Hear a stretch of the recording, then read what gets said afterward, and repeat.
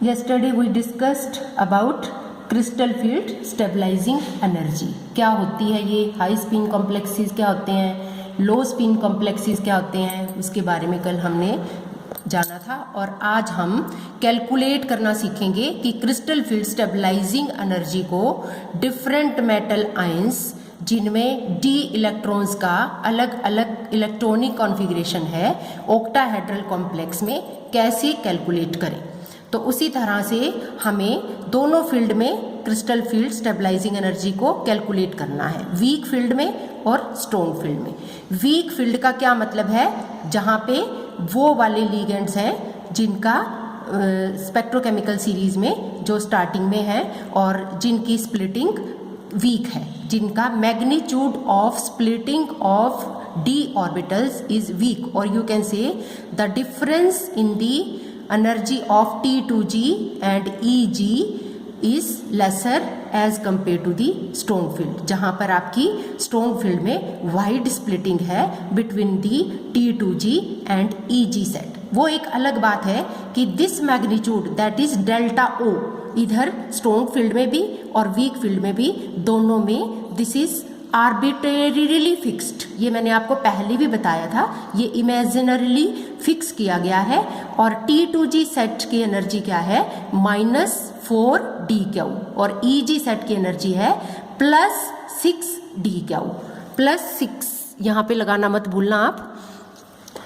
-4d Q का मतलब है कि कोई भी इलेक्ट्रॉन T2g सेट में जाएगा, that electron will be stabilised by 4d Q this much amount of energy. और कोई भी इलेक्ट्रॉन Eg सेट में जाएगा, that electron will be destabilised by this much amount of energy. कितनी, 6d क्यू। तो इसी तरह से हम अब डिफरेंट सिस्टम लेंगे D1 से लेके और D10 तक। सपोज हमें D1 सिस्टम के लिए crystal field stabilising energy calculate करनी है, और D1 सिस्टम का कोई भी मेटल आयन, इसका एग्जांपल जिसमें कॉन्फ़िगरेशन आपकी D1 आए, फॉर एग्जांपल जैसे टाइटेनियम 3 पॉजिटिव है तो यहाँ पे इसकी इलेक्ट्रॉनिक कॉन्फ़िगरेशन D1 आएगी। अब हम इसमें कैसे कैलकुलेट करें, वीक फील्ड में और स्ट्रॉन्ग फील्ड में। उसके लिए फिर वही कंसेप्ट आपको यूज करना पड़ेगा कि डेल्टा ओ और पेयरिंग एनर्जी में से कौन सी ज़्यादा हायर है। अगर आपका डेल्टा ओ ज़्यादा हायर होगा तो इसका मतलब इलेक्ट्रॉन आपका कहाँ पे, नीचे ही रहना पसंद करेगा, यानी T2g सेट में ही रहना पसंद करेगा। और अगर आपका डेल्टा ओ कम होगा, सॉरी, अगर डेल्टा ओ हायर होगा तो नीचे रहना पसंद करेगा, अगर डेल्टा ओ कम होगा तो आपका इलेक्ट्रॉन ऊपर जाना पसंद करेगा। यानी कि पेयरिंग एनर्जी और मैग्नीट्यूड ऑफ स्प्लिटिंग जो आपने कल देखा था, if pairing energy is greater than lesser pairing will be take place, the electron will prefer to remain unpaired. If pairing energy is smaller than electron will prefer to pair up और spin paired system will take place. तो D1 system है तो यहाँ पर first electron T2g set में ही जाएगा, क्योंकि ये आपका लोअर एनर्जी सेट है, और यहाँ पे कॉन्फ़िगरेशन आपकी आ जाएगी T2g1 और Eg0। Eg अपना भी खाली है। तो इसके लिए क्रिस्टल फील्ड स्टेबलाइजिंग एनर्जी आप कैसे कैलकुलेट करेंगे, इसी डायग्राम से। यहाँ पे एक इलेक्ट्रॉन आया है तो मल्टीप्लाई बाय -4d क्यू, तो यहाँ पर आपकी क्रिस्टल फील्ड स्टेबलाइजिंग एनर्जी आ गई -4d क्यू। इसी तरह से स्ट्रॉन्ग फील्ड में भी एक ही इलेक्ट्रॉन है, सेम वही कॉन्फ़िगरेशन बनेगी, क्योंकि दूसरा कोई ऑप्शन नहीं है। लोअर एनर्जी वाला सेट पहले भरा जाएगा, T2g वाला सेट पहले भरा जाएगा, तो इसलिए स्ट्रॉन्ग फील्ड में भी सेम इलेक्ट्रॉनिक कॉन्फ़िगरेशन होगी और same amount of crystal field stabilising energy की वैल्यू भी सेम आएगी, दैट इज -4d क्यू। अब next we come to the D2 system. D2 system का कोई भी मेटल आयन एग्जांपल आपका हो सकता है जिसकी D2 कॉन्फ़िगरेशन आती हो, जैसे टाइटेनियम 2 पॉजिटिव या वेनेडियम 3 पॉजिटिव। तो इनकी इलेक्ट्रॉनिक कॉन्फ़िगरेशन आपकी क्या बनेगी, T2g2 Eg0, यानी कि दूसरा इलेक्ट्रॉन यहाँ पे ही भरा जाएगा, चाहे वो आपका वीक फील्ड हो चाहे स्ट्रॉन्ग फील्ड हो, यहीं पर आ जाएगा। तो क्रिस्टल फील्ड स्टेबलाइजिंग एनर्जी कैसे कैलकुलेट करोगे, T2g में 2 इलेक्ट्रॉन है, 2 मल्टीप्लाई बाय 4d तो ये आ गया आपका -8d और इसी तरह से स्ट्रॉन्ग फील्ड में भी -8d तो दोनों की वैल्यू आपकी सेम रहती है D2 सिस्टम के लिए। Same is here for D3 system. D3 system का एग्जांपल है जैसे आपका वेनेडियम 2 आयन। अब इसमें तीसरा इलेक्ट्रॉन भी लोअर एनर्जी वाले यानी T2G सेट में ही जाएगा, फर्स्ट सेकंड थर्ड, तो तीनों इलेक्ट्रॉन दोनों तरफ ही, चाहे वो आपका वीक फील्ड था चाहे स्ट्रॉन्ग फील्ड था, दोनों तरफ आपकी इलेक्ट्रॉनिक कॉन्फ़िगरेशन सेम बनेगी। T2G3 EG में कोई इलेक्ट्रॉन नहीं जाएगा, EG0, T2G3 EG0, तो दोनों की दोबारा से क्रिस्टल फील्ड स्टेबलाइजिंग एनर्जी जब आप कैलकुलेट करेंगे -4 3 -12d और इधर भी -12d, it remains same. D4 system. अब D4 सिस्टम में थोड़ा सा कुछ अलग लगेगा आपको। इसका एग्जांपल है जैसे आपका क्रोमियम 2 पॉजिटिव आयन। अब यहाँ पर D4 सिस्टम में हमारे पास इलेक्ट्रॉन को फिलअप करने के लिए दो पॉसिबिलिटीज हैं, या तो ये इलेक्ट्रॉन फर्स्ट सेकंड थर्ड, और जो फोर्थ वाला इलेक्ट्रॉन है, फोर्थ वाला इलेक्ट्रॉन या तो यहीं पर ही पेयर अप हो जाए जैसे यहाँ पे हो गया है, या फिर फोर्थ वाला इलेक्ट्रॉन हमारा ऊपर चला जाए। अब दोबारा से वही कंसेप्ट कि फोर्थ वाला इलेक्ट्रॉन यहाँ पे पेयर अप रहना पसंद करेगा या ऊपर जाना पसंद करेगा, वो किसके ऊपर डिपेंड करेगा? That will again depend on the field strength. यानी कि अगर वीक फील्ड होगा तो इसका मतलब क्रिस्टल फील्ड स्प्लिटिंग का पैरामीटर कम होगा, और कम पैरामीटर होगा तो इसका मतलब इलेक्ट्रॉन EG सेट में हाई स्पिन में ज़्यादा प्रेफर करेगा। लेकिन अगर ऐसे स्ट्रॉन्ग फील्ड होगा जहाँ पर क्रिस्टल फील्ड स्प्लिटिंग पैरामीटर आपका वाइड होगा, तो वहाँ पे इलेक्ट्रॉन आपका यहाँ पर EG सेट में जाने की बजाय T2G सेट में ही पेयर अप होना पसंद करेगा।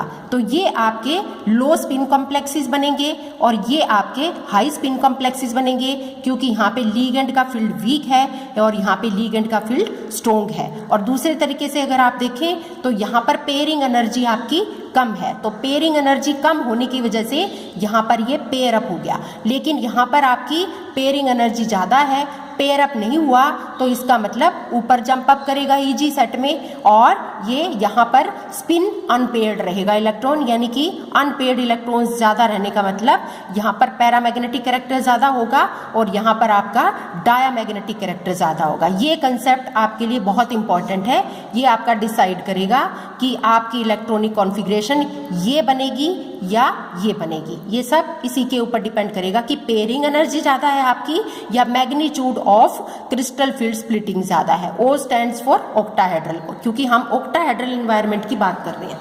इसी तरह से आपका फिर यहाँ पे जब आपने कैलकुलेट किया D4 सिस्टम के लिए, तो वीक फील्ड में जो आपकी क्रिस्टल फील्ड स्टेबलाइजिंग एनर्जी आई वो -6d आई। -6d कैसे आई? क्योंकि यहाँ पर आपके T2G सेट में 3 इलेक्ट्रॉन है मल्टीप्लाई बाय, और T2G सेट की एनर्जी कितनी है? -4d। तो इसका मतलब ये 3 मल्टीप्लाई बाय -4 -12d, और जो आपका इसमें है कितने इलेक्ट्रॉन है? 1 ही इलेक्ट्रॉन है, that will be multiply by 6d, तो +6d, और ये नेट आ गया अब आपका -6d। और इसी तरह से इधर जब आप कैलकुलेट करेंगे, यहाँ पे T2G सेट में आपके 4 इलेक्ट्रॉन्स हैं, 4 मल्टीप्लाई बाय -4d तो -16d, और EG सेट में आपका कोई इलेक्ट्रॉन नहीं है। लेकिन यहाँ पर ये क्या शो किया है? क्योंकि यहाँ पर एक पेयर बना है। ये पेयर कैसे बना है? ये पेयरिंग एनर्जी को के कंसेप्ट को यूज करके बना है, यानी कि जो फोर्स ऑफ रिपल्शन है दैट विल बी ओवरकम, और पेयरिंग यहाँ पे प्रेफरेबली हुई है। तो यहाँ पर कितने पेयर बने हैं उसको भी आपको यहाँ पे शो करना है। कई बुक्स में ये शो नहीं किया गया, लेकिन आपको इसे शो करना है। Next for D5 system, D5 system का एग्जांपल जैसे आपका आयरन 3 पॉजिटिव, उसी तरह से D5 सिस्टम के लिए भी आप वीक फील्ड में और स्ट्रॉन्ग फील्ड में इसकी कॉन्फ़िगरेशन देख लेंगे। अगर आपका वीक फील्ड है तो आपकी कॉन्फ़िगरेशन T2G Eg2 आएगी, यानी कि इलेक्ट्रॉन आपका हायर वाले Eg ऑर्बिटल में जाना प्रेफर करेगा, नीचे पेयर अप होना प्रेफर नहीं करेगा। वो क्यों नहीं करेगा? Again this concept will be used. और इसी तरह से यहाँ पर अगर आपका स्ट्रॉन्ग फील्ड है d5 सिस्टम के लिए, तो क्या होगा, आपका इलेक्ट्रॉन ऊपर Eg सेट में जाने की बजाय नीचे यहीं पर पेयर अप होना पसंद करेगा। तो इसका मतलब यहाँ पर इलेक्ट्रॉनिक कॉन्फ़िगरेशन जो आपकी आ जाएगी T2G5 Eg0। तो इसको जब आप कैलकुलेट करेंगे तो ये आपका आ जाएगा 5 4 जा -20 डी क्या हो। और यहाँ पर आपके पेयर्स भी बन गए हैं। कितने पेयर बने हैं? 2 पेयर्स बने हैं इलेक्ट्रॉन के, तो वो भी आपको यहाँ पे शो करना है। इसी तरह you can calculate the crystal field stabilising energy for cobalt 3 ion, जो आपका D6 सिस्टम का एग्जाम्पल है।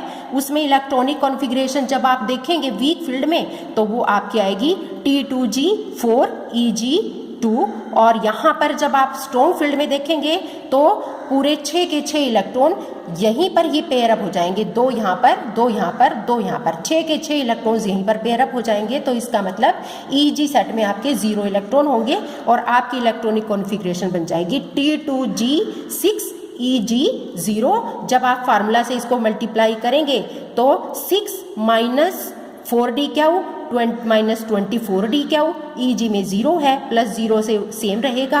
और कितने पेयर बने? 3 पेयर्स बने। ये भी आपको यहाँ पे शो करना है।